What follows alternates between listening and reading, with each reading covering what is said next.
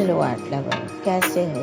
हमारे संसार में दो तरह के बच्चे हैं। एक बच्चा जो पढ़ाई में कड़ी मेहनत करके कंपटीशन निकाल सकता है और अपना करियर बना सकता है।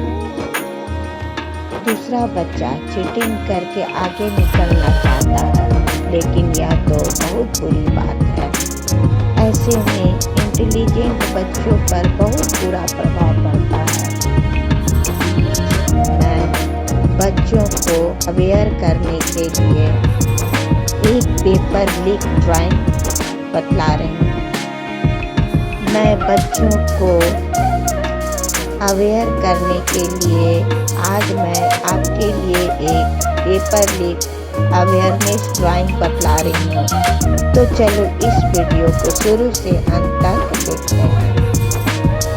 एक A4 साइज वाले पेपर में निर्देशानुसार ड्राइंग बनाएं। सारे लेटर्स को निर्देशानुसार स्केच पेन से लिखें।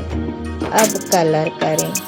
पेपर लीक अवेयरनेस ड्राइंग तैयार हो गया। पसंद आए तो वीडियो को लाइक, शेयर तथा सब्सक्राइब करें। Thank you.